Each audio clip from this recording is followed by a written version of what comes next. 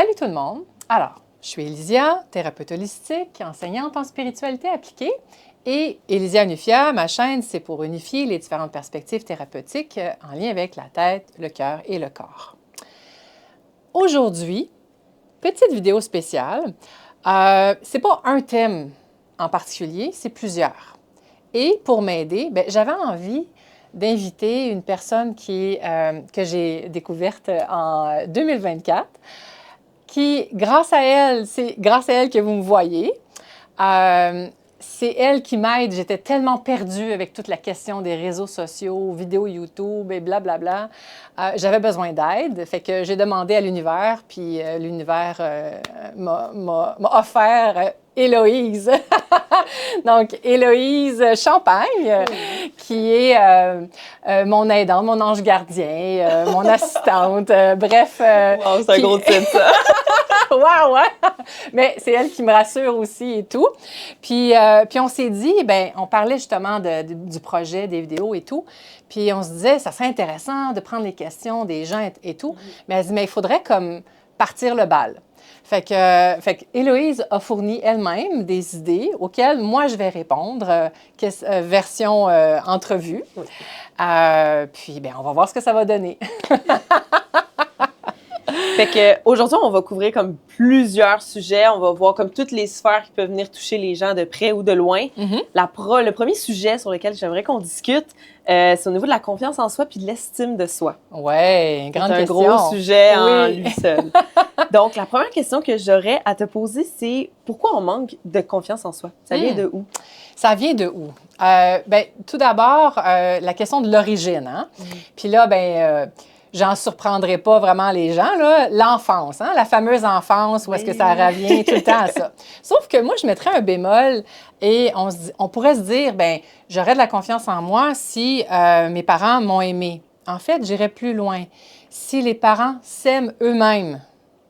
Parce que, donc, quand les parents s'aiment eux-mêmes, ils ont de l'amour de soi. Premièrement, ils offrent un modèle. Ils sont comme un exemple à suivre. Et ils sont moins dans un rapport où est-ce que, quand un parent aime trop son enfant, il y a quelque chose d'un petit peu trop surprotecteur. OK? Oui. Ah, t'es-tu correct? Ça va-tu bien aller? Etc. Le parent, il en met trop. Oui. Parce que c'est son insécurité en réalité, mais on pourrait dire que il aime son enfant. Oui, il fait ça par amour. En réalité, non, ça fait un peu l'effet inverse. Il en met trop. Hein. Souvent, je reviens avec la question trop, c'est comme pas assez. Oui. Fait que, donc, quand le parent est lui-même bien dans sa peau, qu'il a de l'amour pour lui, il va offrir un amour équilibré, j'ai envie de dire, qui fait en sorte que l'enfant a l'espace pour s'explorer, de découvrir, d'apprendre, d'essayer des choses, et le parent n'est pas en train de capoter à propos de ça. Mais il y a aussi un soutien. Une présence par rapport le parent est là. As-tu besoin de ça? OK, si tu n'as pas besoin de moi, c'est correct, je suis là en background, je suis là en arrière, puis il vient me chercher si tu as besoin. Cette présence équilibrée, ça fait toute la différence. Tellement. Puis penses-tu qu'il y a quelque chose au niveau de l'intuition de l'enfant envers le parent qui aurait peut-être un lien envers la confiance en soi? L'intuition de l'enfant envers le parent? Oui, dans le sens où que, souvent, moi, je me souviens quand j'étais plus jeune, je voulais donc rendre mes parents fiers. Oui, plaire. Ah, mon Dieu. C'est sûr qu'un autre élément qui joue beaucoup, puis ça, on le voit, la question de plaire est tellement, mais il faut se rappeler, c'est biologiquement intégré dans nos cellules. Pensez à... OK, moi, comme bébé, si j'ai 6 mois, 1 an et demi, je suis tout petit, ma survie dépend de mes parents. Oui. Fait que j'ai besoin, on est comme programmé biologiquement pour que nos parents nous aiment. Un bébé, c'est mignon, c'est adorable. Donc, pour la survie de l'espèce, parce qu'un bébé... est vulnérable. C'est ça, cette vulnérabilité-là. C'est sûr qu'il y a besoin d'être aimé par son parent. Et j'ai besoin que mon parent m'aime. Puis si il m'aime pas, c'est dangereux. Donc, je dois vraiment lui plaire pour m'assurer que je réponds à ses attentes. Ben Fait oui. qu'il y a cette question de répondre à des attentes qui est toujours un peu présent là, Je dans pense qu'il l'enfance. y a un lien aussi du fait que c'est notre exemple premier. Oui. Fait que c'est je veux que tu sois fier, je veux que tu me démontres que j'ai fait la bonne chose, que j'ai pris le bon chemin. Fait qu'il y a cette validation-là aussi, je pense. Puis, que... puis la question du bon chemin, c'est le bon chemin que mon parent me présente. Oui, Selon absolument. moi, le bon chemin, c'est ce que mon parent est. Ou pas, là, selon l'histoire Exact, familiale. parce que c'est ça, c'est l'exemple direct. Oui, tout à fait. Super intéressant. Pour faire comme du chemin là-dessus, c'est quoi qui nous poussera à ce moment-là de nous comparer tout le temps comme aux autres? Bien, en fait, c'est parce que à cause de cette structure-là, de bon, OK, je suis programmée presque comme enfant à plaire pour ma survie, pour Oui. faire partie du groupe aussi. Il ne faut pas oublier, autant on est biologiquement, donc on est un animal qui a besoin du parent pour sa survie, Absolument. mais aussi on a besoin du groupe pour la survie. Parce qu'à l'époque de, mettons, les hommes de Cro-Magnon et tout, là, Oui. ben, si le clan m'exclut, je meurs, Oui. littéralement. L'aspect de survie. Une question de survie. Donc, il y a aussi cette question de plaire à la société. Notre groupe devient la société. Puis c'est difficile parce que même si notre mental, notre rationnel dit, bien là, voyons donc, je devrais être capable de me faire confiance, c'est plus fort que nous. Il y a quelque chose comme dans nos tripes qui nous ramène à ça. Je comprends ça. Malheureusement.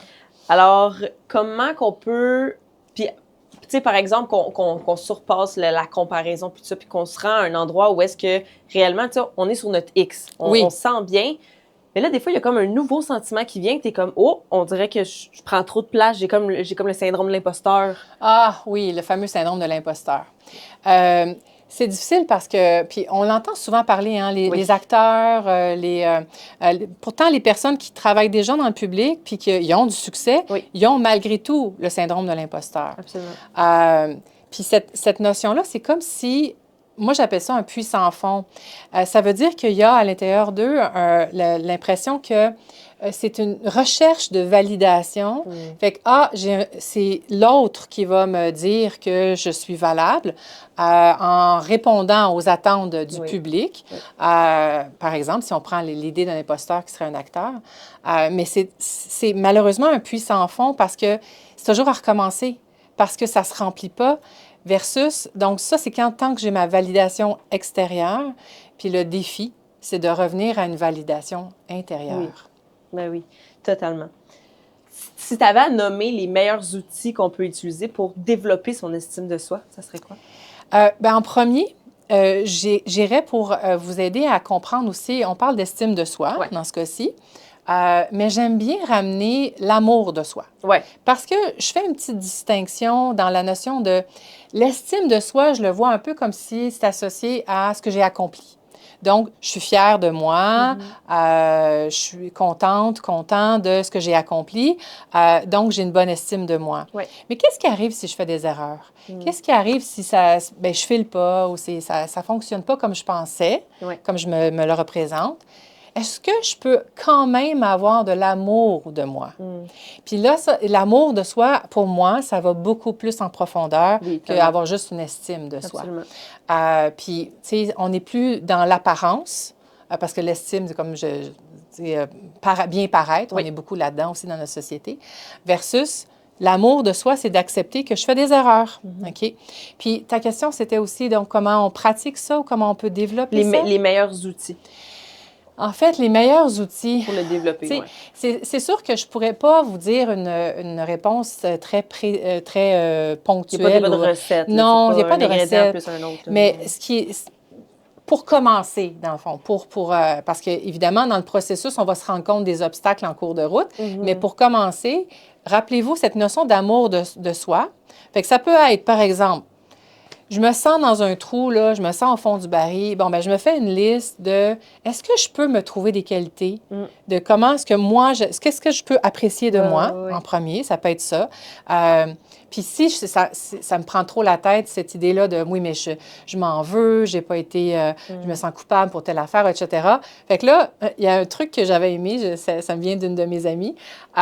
C'est comme on fait un schéma, comme une tarte un peu, là, schématique. Puis là, on va me dire, OK, ma qualité, je suis capable d'être ponctuel. C'est comme bon, mais je mets pas beaucoup d'importance à ça. Mais je suis capable aussi d'écouter les gens, puis bon, d'être à l'écoute. OK, ça, c'est une qualité.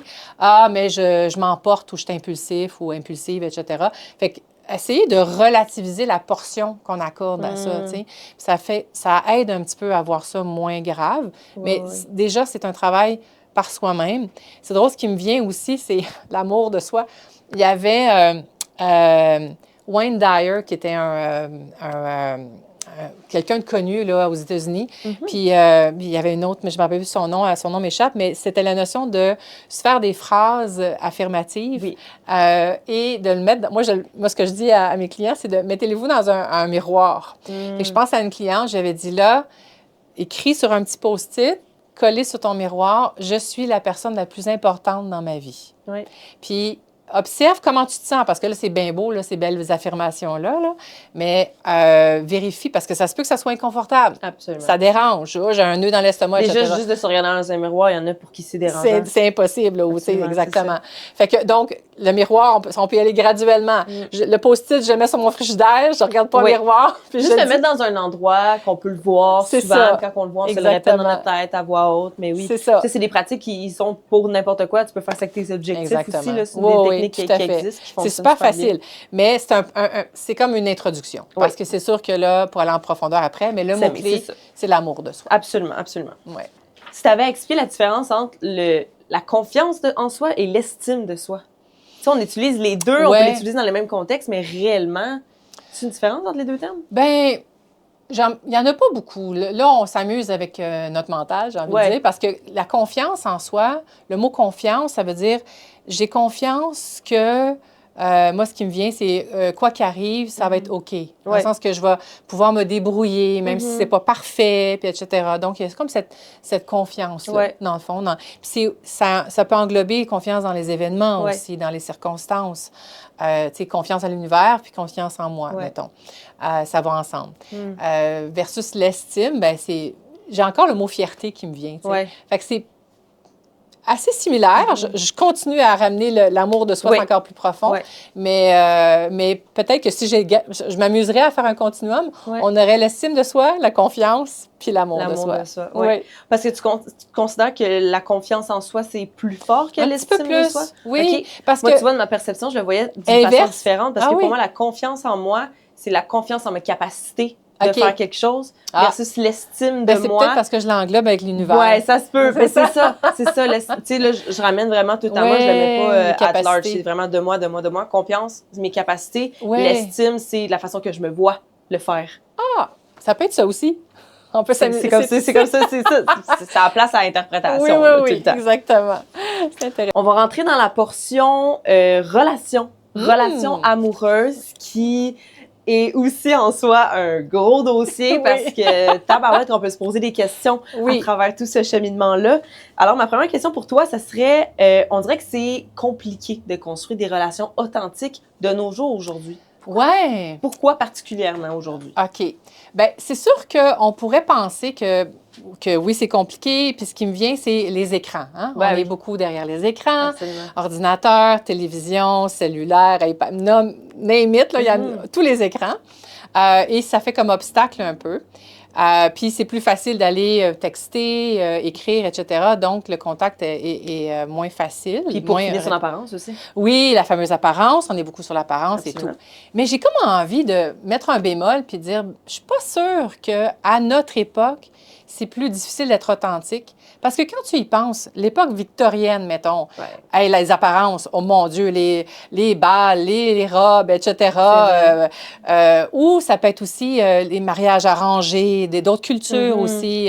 Ben là, tu connais pas toute la personne. Fait que bonjour l'authenticité, tu sais. C'est ça. C'est vrai que le point de l'authenticité, je pense pas que c'est là le problème nécessairement. C'est au niveau de la construction de la relation. Parce qu'une fois qu'elle est construite, elle est authentique comme n'importe qui. Bien, en fait, pas tout à fait. Pas nécessairement. OK. Ça va dépendre. Mais j'entends ce que tu dis dans le fait de, au départ, comment ça peut être plus difficile. Puis effectivement, ça veut dire de surmonter les obstacles. Mais il y en a, en fait, je souligne tous les obstacles, il peut y en avoir différents. Absolument. Mais j'ai presque envie de dire que à notre époque, mettons qu'on parle de notre époque, je trouve qu'on est au contraire plus conscient qu'on peut être authentique. On a une représentation plus claire de ça ressemble à quoi être authentique. Oui. Je pense qu'on trouve ça difficile justement parce qu'on sait à quoi ça pourrait ressembler. Avant, c'est comme si ça se posait pas de questions, on se divorce pas de toute façon, ça règle le problème. C'est ça, puis c'est tout. Fait que t'endures, puis that's it. Alors que là, on a la liberté de choisir, de séparer, etc. Fait que là, ça fait qu'est-ce que je veux, c'est quoi être authentique. Puis là, on est plus conscient, donc on a l'impression que c'est plus difficile. Petite parenthèse, mais ça me fait penser, je me rappelle quelqu'un, mettons la question des abus sexuels, il dit, on dirait qu'il y en a plus à notre époque. Non, il y en avait toujours avant. Ils sont juste plus soulignés.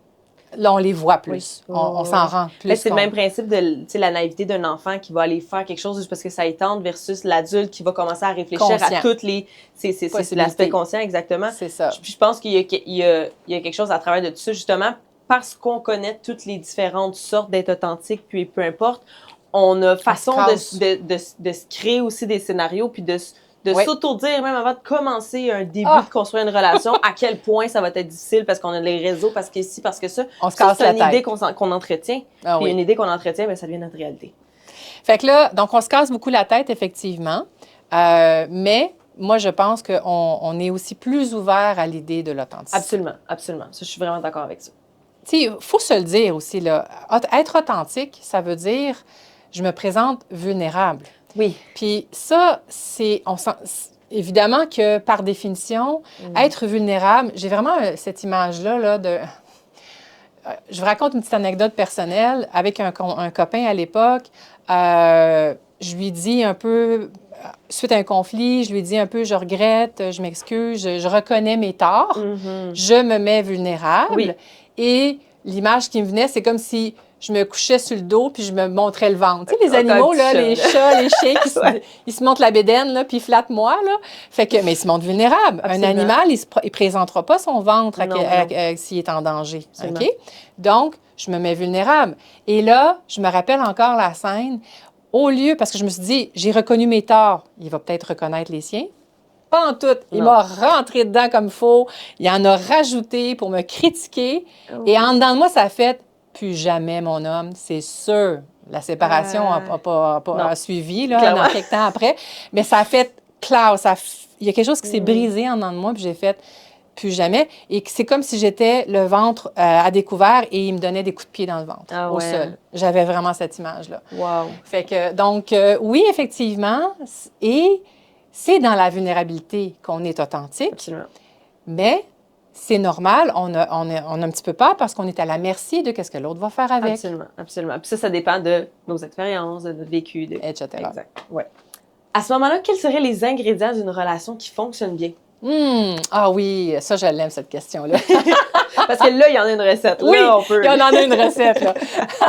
Bien, en fait, c'est une recette que j'avais entendu l'histoire, puis c'est à la radio que je l'avais entendue, mais à l'époque, je faisais de la thérapie de couple.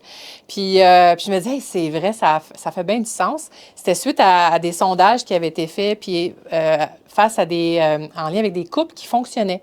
Donc, des couples qui avaient une bonne santé amoureuse, je peux dire, là, de relation. Et les ingrédients qui ont remarqué avec ces couples-là. L'humour.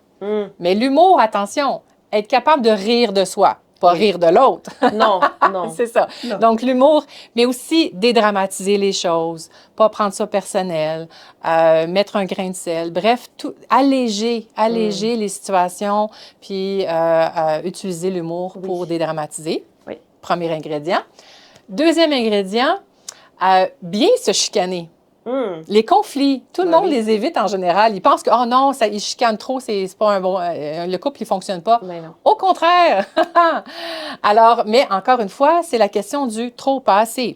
Il y avait un auteur, John Wright, que j'aimais beaucoup dans un de ses livres sur la thérapie de couple et qui parlait des couples.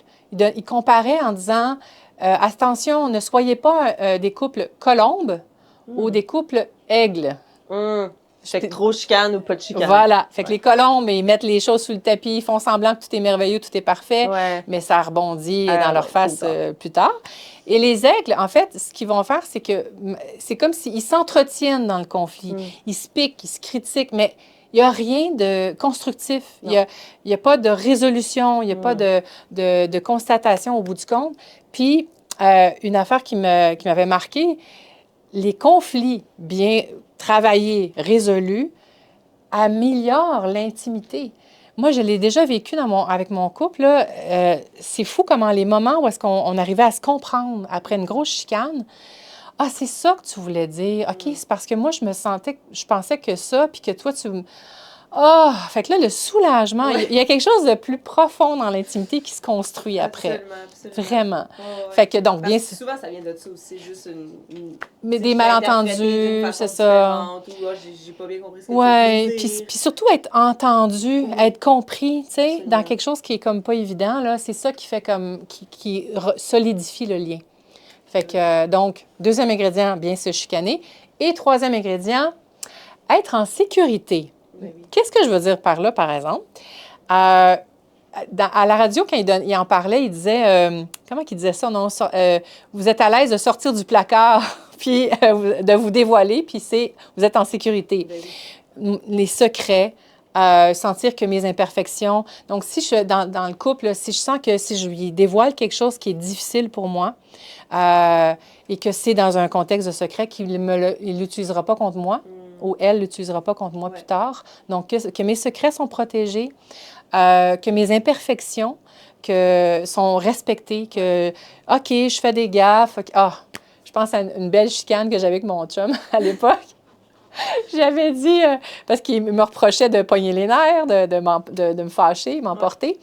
Puis là, j'avais dit dans l'auto, « Hey, tu penses que j'aime ça, moi, être comme ça? J'aime pas ça, je veux pas pogner les nerfs, puis tout ça. Mais tu sais, regarde, je suis pognée avec, fait que tu m'aimes-tu quand même? » Puis là, ça a fait un silence dans l'auto. Ben oui. Tu peux m'aimer quand même avec ça. Fait que, puis il y avait un beau compliment qu'il m'avait dit aussi en début de couple. C'est fou comment, parce qu'il est très proche de ses parents, puis c'est fou comment avec toi, je suis vraiment moi-même. Puis pour moi, c'était comme, wow, mais c'est ça, c'est être soi-même. Puis là, ça résume un peu de ça. On peut en rire, on arrive à se chicaner, ça veut dire les vraies affaires aussi, ce qui dérange, puis tout ça. Puis se sentir en sécurité que quoi qu'on soit, quoi qu'on présente, ça va être accepté puis respecté. Génial. C'est vraiment des bons ingrédients, je pense bien. Alors maintenant que j'ai tous les ingrédients pour faire bien fonctionner ma prochaine relation, OK. Quand est-ce que je sais si je suis prête pour une relation sérieuse?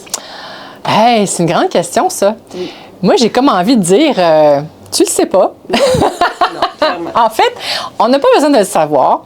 Je sais que c'est un peu une question que les gens... On voit ça dans les films, hein, tu sais, je suis pas sûre si je prends encore, me sentir en sécurité à cause de mes expériences passées, etc. Oui, mais le problème, c'est comme de vouloir prédire l'avenir. Ouais. Puis... La seule façon de le savoir ou de le sentir, c'est de le vivre. Puis j'aurais envie d'ajouter, il n'y a pas de recette idéale en termes de... là, on a parlé d'ingrédients, mais dans la façon dont ça va se concrétiser dans la vie de tous les jours, si on n'habite pas ensemble, si on fait chambre à part, c'est pas parce qu'on fait chambre à part que ça veut dire qu'on n'est pas que c'est pas un couple qui fonctionne, tu sais. Fait que, donc, moi, j'aurais envie d'enlever un peu la pression des critères à suivre, puis de relation sérieuse. Peut-être que pour mon cheminement personnel, ben c'est pas dans une relation sérieuse que je vais vraiment me déployer, grandir, tu sais. Ben c'est ça, parce que s'il y a un moment où est-ce que tu as besoin de te retrouver toi puis de faire ton propre cheminement, oui. Il faut que ce travail-là soit fait avant de justement avoir ta relation sérieuse. Ben oui, tout à fait. Oh, oui, non.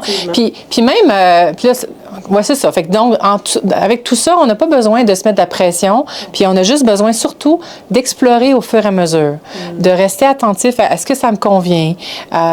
Moi, j'aime dire comment les relations, c'est comme un laboratoire d'exploration. Ben oui. Fait que dans cet espace-là, tiens, je me rends compte que je réagis de telle façon, ça me fait tel effet, puis j'explore comment en parler, comment communiquer, etc. Puis, moi, tu sais, si je fais une comparaison à moi directement, j'aime ça passer du temps toute seule. Je ne ressens pas nécessairement le besoin d'être accompagnée quelqu'un. Tu sais, c'est sûr que ça va aussi en... Selon les événements de la vie ou les périodes de vie. C'est ça, ma disponibilité puis toutes ces choses-là, mais...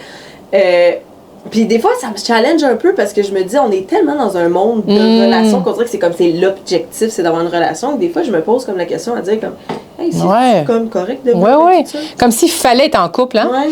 C'est intéressant parce que dans le fond, tu sais, aimer sa solitude. Est-ce que je peux l'aimer finalement puis me se donner droit? Ben mon Dieu, je pense que c'est sûr. Puis c'est intéressant parce que moi, j'aurais envie d'intégrer les deux parce que la solitude, c'est un élément essentiel, j'ai envie de dire, pour être bien. Puis tu sais, on dit, faut être bien avec soi-même en premier avant d'être bien avec l'autre, bon, etc. Fait que oui, pourquoi pas? Puis j'aurais envie d'ajouter aussi que l'ingrédient de la solitude devrait faire partie d'une relation de couple harmonieuse. Là-dessus, j'ai une anecdote un peu, mais c'est pas vraiment une anecdote, c'est plutôt... Quand on s'est mariés, moi puis mon conjoint, moi, je voulais pas aller à l'église catholique, je voulais pas aller à l'église traditionnelle. On a fait une cérémonie dehors et il y avait un beau poème qui m'a vraiment touchée. Puis je me dis, mon Dieu, c'est tellement ça. Pour moi, ça représentait l'équilibre au niveau de la solitude, l'espace seul dans le couple. Puis je vais vous le lire, OK? Parce que, évidemment, je peux pas m'en rappeler par cœur, mais c'est tellement beau, ça vaut la peine. Donc, le titre du poème, c'est « Le mariage » de Khalil Gibran. Évidemment, je ne vous le dis pas au complet parce qu'il est beaucoup plus long. Là. Je vous sors les parties plus importantes. « Soyez ensemble, mais laissez l'espace entrer au sein de votre union. Aimez-vous l'un l'autre, mais ne faites pas de l'amour une chaîne. Laissez l'amour être une mer dansante entre les rivages de vos âmes. Emplissez chacun la coupe de l'autre, mais ne buvez pas à la même coupe. Chantez et dansez ensemble dans la joie, mais laissez chacun de vous être seul. Et tenez-vous ensemble, mais pas trop proches non plus, car comme les piliers du temple qui se tiennent à distance et soutiennent ainsi la solidité du temple, cette relation aura du succès grâce à cet espace-là. Donc là, je vous arrête ça là. Mais voyez-vous comment ça vient bien illustrer cette notion d'équilibre dans si tu veux être bien dans ton couple, tu as besoin aussi d'être bien seul et ces deux solitudes-là se nourrissent l'une l'autre. Tellement. Ben, j'aime la comparaison justement avec les deux piliers. D'un temple. Ça, c'est moi, ça, c'est toi, ça, c'est notre couple. S'il y en a un qui bouge, ça va faire des trucs. Exactement. Ça va s'effondrer. Puis on construit quelque chose. On dit aussi que les relations de couple qui fonctionnent, c'est quand il y a une construction de quelque chose ensemble. Des fois, il y en a qui travaillent ensemble, des projets ensemble. Des fois, c'est une famille, évidemment, des enfants. Bon, ça, c'est celle qu'on entend parler souvent. Mais quand il y a quelque chose qui se crée, dans le couple, c'est ça qui donne de la nourriture affective au couple. Ça va être... Oui. Alors, petit bout comme ça, parce qu'on s'est rendu compte que l'entrevue avec Héloïse, ou plutôt Élydia répond aux questions, ça a pris plus de temps que prévu. Fait qu'on a coupé ça en deux. Fait que là, je vous fais un petit recap, petit résumé de... le premier sujet, confiance en soi, estime de soi, les points à retenir. Bien, évidemment, ça vient de l'enfance et les parents qui donnent trop d'amour, pas nécessairement. Ça vaut mieux que les parents s'aiment eux-mêmes puis qui ont confiance en eux. Puis c'est ça qui va avoir plus d'impact sur les enfants. Ensuite, la différence entre amour de soi et estime de soi. Rappelez-vous, l'estime de soi ou la notion de je suis capable, la compétence et tout, s'accomplir et tout, c'est pas nécessairement aussi, si je peux dire, profond que l'amour de soi qui est vraiment s'aimer jusqu'à, même quand je fais des erreurs, même quand je file poche, moche, etc., je suis capable de m'aimer quand même. Ça, c'est vraiment, on est au top. Puis, c'est à peu près ça pour la confiance en soi. Maintenant, les relations amoureuses. Évidemment, il y avait cette notion qu'on dirait que c'est plus difficile d'être authentique à notre époque. Moi, je dirais plutôt le contraire. Je dirais plutôt qu'on sait maintenant à quoi ça peut ressembler l'authenticité et on en veut. On veut de l'authenticité dans nos relations. Puis je pense que c'est beaucoup plus évolué que à d'autres époques. Puis qu'on se rend compte, justement, comment que ça nous manque. Fait que là, c'est juste qu'on en prend conscience. Dans les relations amoureuses, j'aime bien rappeler qu'il y a 3 ingrédients qui sont comme la formule gagnante pour des relations en profondeur et qui sont durables. L'humour, rire et rire de soi surtout, dédramatiser les choses. Être capable de bien se chicaner, ni trop, ni pas assez, vous vous rappelez. Et le fait de se sentir en sécurité, de sentir que tous mes secrets, tout ce dont j'ai comme honte un peu, ben si je le dévoile à mon conjoint, ma conjointe, ben je vais me sentir en sécurité, en confiance. Et j'avais terminé avec j'ai terminé avec un petit poème de Khalil Gibran sur l'amour, et j'aimais beaucoup le principe des 2 piliers qui tiennent la bâtisse d'un temple. Et c'est une question à égale distance. Donc, quand on est en relation amoureuse, ça vaut la peine aussi d'avoir cette capacité à être seul avec soi-même, créer sa propre vie, et on co-construit avec conjoint-conjointe pour ce temple-là de la relation de couple. Alors, voici ce petit résumé-là. Puis, je vais vous le rappeler aussi avant la suite avec Héloïse dans la prochaine vidéo.